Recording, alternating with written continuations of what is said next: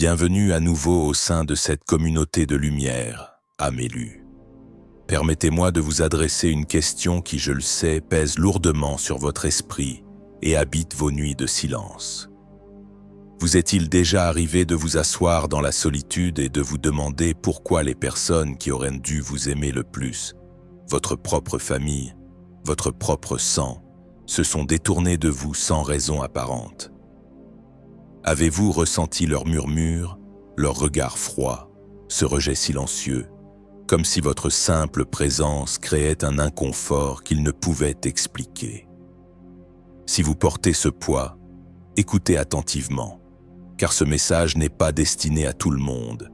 Il s'adresse exclusivement à ceux que le divin a marqués de son sceau. Si vous n'avez jamais ressenti le frémissement d'une visitation angélique, la clarté d'un rêve prophétique, ou l'agitation d'un message sacré remuant votre âme, alors ces paroles ne trouveront aucun écho en vous.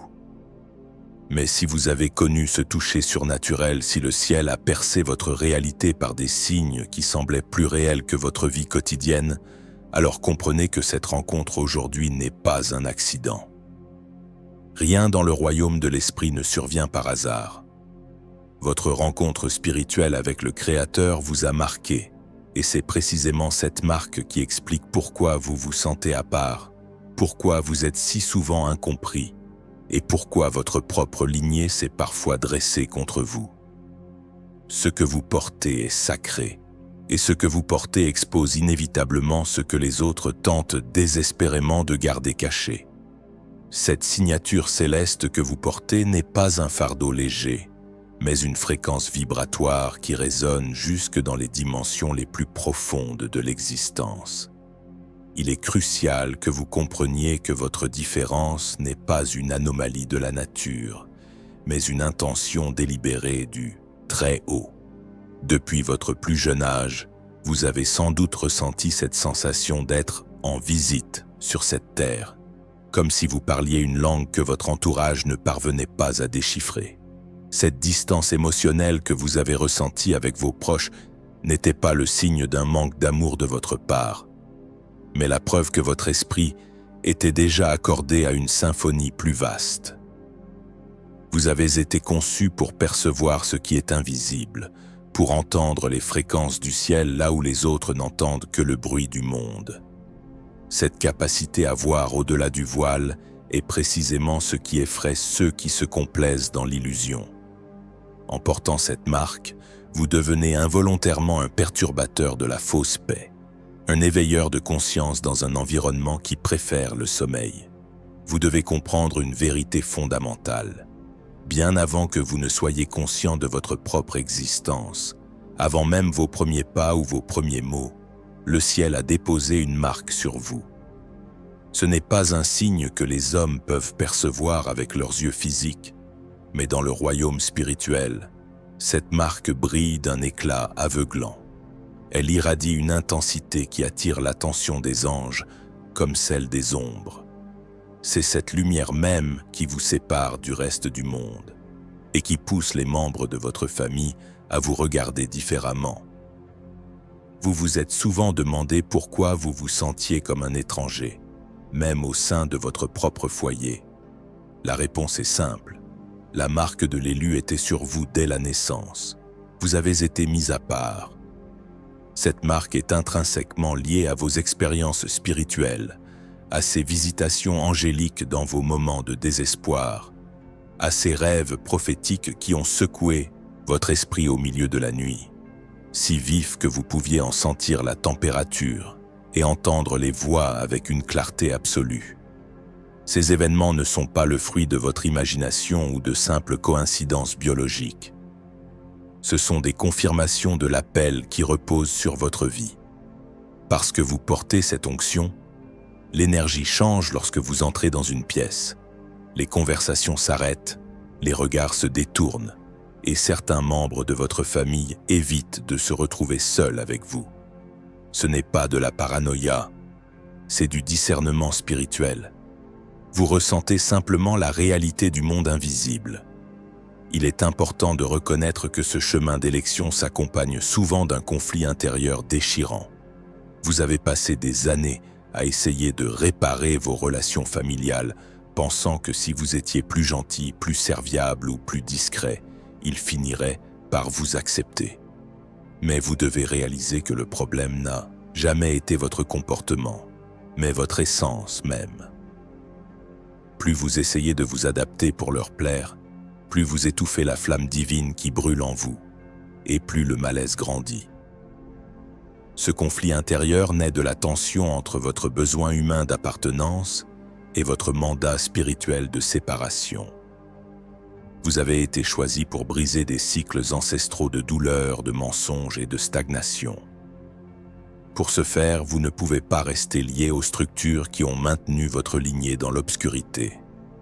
Le rejet que vous subissez est en réalité une protection divine. C'est le moyen par lequel le ciel vous extrait d'un environnement qui finirait par consumer votre onction. Depuis votre enfance, vous avez remarqué que vous ne correspondiez pas au moule. Votre famille vous disait peut-être que vous étiez trop calme, trop profond ou étrange. Ils ne comprenaient pas votre façon de penser ni pourquoi vous posiez des questions que personne d'autre n'osait formuler. Ce n'était pas de la rébellion ou de la difficulté de caractère. C'était votre esprit qui cherchait la vérité. Et la vérité sépare toujours l'élu de la foule. La marque de l'élu attire inévitablement l'opposition. Votre présence est une évidence que l'on ne peut nier, et bien que cela ne vienne ni de l'orgueil ni de l'ego, cela représente une menace pour ceux qui vivent dans l'ombre. Les gens de votre sang peuvent vous aimer sur le plan naturel, mais dans le royaume spirituel, l'ennemi les utilise contre vous. Pourquoi ? Parce que s'il peut vous faire douter de vous-même à travers le rejet de ceux qui vous sont les plus proches, il peut vous distraire de la puissance de votre mission. Mais lorsque vous réalisez que ce rejet est la preuve de votre marque, vous commencez à le voir non plus comme une malédiction, mais comme un signe de faveur divine. Cette marque n'a pas été gagnée, elle a été donnée. Elle a été inscrite dans votre destin avant même les fondations du monde. C'est pour cela que vos dynamiques familiales n'ont jamais été normales. Ils peuvent se moquer de vos convictions ou minimiser vos expériences, mais ce qu'ils ne voient pas, c'est que votre vie est un témoignage en devenir. Vous n'êtes pas appelé à vous intégrer, vous êtes appelé à vous élever. Et cela commence souvent par l'épreuve du rejet là où vous attendiez le plus de soutien. Considérez également que votre présence agit comme un catalyseur de vérité. Dans de nombreuses familles, il existe des secrets enfouis, des non-dits et des structures de pouvoir basées sur la manipulation. En tant qu'élu, vous portez une lumière qui, sans même que vous n'ayez besoin de parler, illumine ces recoins sombres. C'est ce qu'on appelle le déplacement spirituel. Votre simple arrivée dans un lieu oblige les énergies stagnantes à se manifester. C'est pour cela que certains membres de votre famille réagissent avec une agressivité irrationnelle ou une froideur inexpliquée. Ils ne luttent pas contre vous, ils luttent contre la conviction que votre pureté impose à leur conscience. Vous êtes le miroir dans lequel ils refusent de se regarder. Comprendre cela vous libérera du poids de la culpabilité. Vous n'êtes pas responsable de leur inconfort. Vous êtes simplement le porteur d'une fréquence qu'ils ne sont pas encore prêts à intégrer. Votre mission n'est pas de les changer, mais de rester fidèle à votre propre éclat, car c'est cette fidélité qui finira par offrir une porte de sortie à ceux qui, parmi eux, désirent vraiment la guérison. Considérez l'histoire de ceux qui vous ont précédés. Joseph portait des rêves qui ont poussé ses frères à le haïr au point de le vendre comme esclave. David a été oint comme roi alors qu'il était le dernier de sa fratrie, celui qu'on n'avait même pas invité à la cérémonie. Même le plus grand des maîtres a déclaré qu'un prophète n'est jamais honoré dans sa propre maison. Pourquoi votre histoire serait-elle différente ? La résistance familiale n'est pas votre fin, elle est votre preuve. Portez cette marque avec audace. Ne cherchez plus à l'expliquer ou à la diminuer pour mettre les autres à l'aise. Si l'on vous rejette, laissez-les faire. Si l'on vous comprend mal, qu'il en soit ainsi. Vous portez une dimension divine que tout le monde ne peut supporter. La raison cachée pour laquelle votre famille vous repousse est que votre lumière agit comme un miroir. Elle parle sans mots, elle prêche sans sermon, elle convainc sans accusation. Votre simple existence devient un miroir pour leurs propres blessures non guéries et leurs zones d'ombre. Les gens rejettent souvent ce qui leur rappelle ce qu'ils ne sont pas. Votre droiture et votre quête de vérité dérangent la fausse paix qu'ils ont construite sur des mensonges. Vos proches deviennent, consciemment ou non, des vecteurs de résistance car l'adversaire sait qu'une blessure venant de la famille est celle qui pénètre le plus profondément au cœur de votre identité. C'est précisément pour cela que l'isolement suit souvent l'élu. Ce n'est pas une punition, c'est une préparation. Le divin vous sépare de ceux qui ne peuvent pas encore supporter le poids de ce que vous portez. Il vous positionne dans un lieu où vous devez apprendre à entendre sa voix au-dessus de toutes les autres, où vous devez apprendre à faire confiance à sa parole plus qu'à l'approbation des hommes. L'isolement précède toujours la révélation. Moïse a passé 40 ans dans le désert avant le buisson ardent. Élie a été nourri par des corbeaux dans la solitude avant de faire descendre le feu du ciel. Le rejet de votre famille vous pousse vers votre propre désert, un lieu sacré où le bruit des opinions humaines s'efface pour laisser place à la clarté de votre mission. C'est dans ce silence que vous recevrez les instructions précises pour votre avenir et que vos rêves prophétiques prendront tout leur sens. Le désert n'est pas un lieu d'abandon, mais un laboratoire de puissance. Dans cette solitude forcée, le divin est en train de démanteler les fausses identités que vous avez construites pour essayer de vous intégrer. Il retire les couches de besoin d'approbation, de peur du jugement et de dépendance affective. C'est dans ce vide que vous découvrez votre véritable autorité. Sans le bruit constant des critiques familiales, vous commencez enfin à distinguer la différence entre vos propres pensées et les murmures de l'esprit. Cette phase d'isolation est nécessaire pour que, le jour où vous serez exposé au monde, vous soyez inébranlable. Si vous ne pouvez pas supporter le rejet de votre famille dans le secret, vous ne pourrez pas porter le poids de la gloire en public. Voyez donc votre solitude actuelle comme un entraînement de haut niveau, une période de gestation où vos muscles spirituels se renforcent pour les batailles à venir.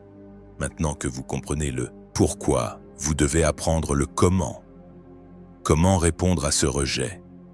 Votre réponse déterminera si cette saison vous brise ou vous construit. La première règle est de répondre par le silence lorsque cela est nécessaire. Toutes les accusations ne méritent pas une défense. Ne gaspillez pas votre énergie sacrée à justifier ce que le ciel a déjà validé. Laissez votre vie être votre seul plaidoyer. Lorsque l'on vous accuse d'orgueil, laissez votre humilité répondre. Lorsque l'on moque vos visions, laissez le temps révéler la vérité. Vous n'êtes pas chargé de convaincre votre famille de qui vous êtes. Vous êtes chargé de devenir celui que vous devez être. Ensuite, vous devez répondre par des limites fermes. Le fait qu'ils soient votre famille ne leur donne pas un accès illimité à votre esprit. Vous êtes le gardien du jardin que le divin cultive en vous.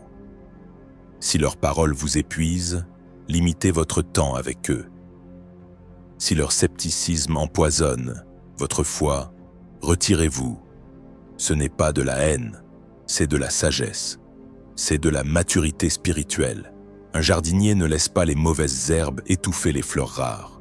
Votre onction est trop précieuse pour être piétinée par la dysfonction des autres. Répondez également par la prière plutôt que par la représaille. Le véritable combat n'est pas contre la chair et le sang. Vos proches sont souvent les instruments d'une force qui les dépasse et qui cherche à stopper votre destinée. Combattez dans l'esprit. Intercédez pour leur délivrance, car votre victoire sera d'autant plus éclatante s'ils finissent même par voir la lumière. Enfin, répondez par la constance. Ne laissez pas leur incompréhension vous faire reculer. Continuez à prier, à étudier, à grandir. votre fidélité inébranlable finira par être un langage que même les aveugles pourront comprendre. Le jour viendra où ce que le divin a accompli en vous sera indéniable, et ceux qui vous ont rejeté seront obligés de reconnaître que la main de Dieu était sur vous depuis le début. Comprenez également que votre obéissance aujourd'hui est la semence d'une liberté pour les générations à venir. En acceptant de porter le poids du rejet, vous agissez comme un brise-glace spirituel. Vous ouvrez une voie là où il n'y avait que des murs. Votre refus de vous soumettre au schéma dysfonctionnel de votre famille crée un précédent dans le monde invisible. Un jour, vos enfants, ou ceux que vous inspirerez, marcheront dans une liberté que vous avez payée au prix de vos larmes et de votre isolement. Votre sacrifice n'est pas vain. Il est le prix de la rédemption de votre lignée. Vous êtes le maillon qui a choisi de ne plus transmettre la chaîne, mais de devenir le canal d'une bénédiction nouvelle. Cette perspective doit vous donner la force de tenir bon lorsque la solitude se fait trop pesante. Vous ne vous battez pas seulement pour votre propre paix, mais pour l'héritage spirituel de tous ceux qui viendront après vous. Il est temps pour vous de sortir de l'ombre de l'approbation familiale. Vous ne pouvez pas avoir à la fois leur confort et votre appel. Vous devez choisir. Votre mission n'est pas une suggestion, c'est un mandat. Le ciel a trop investi en vous pour que vous continuiez à jouer petit. Les visitations, les rêves et les messages étaient des instructions de déploiement. Cessez de cacher votre lumière et de minimiser vos dons.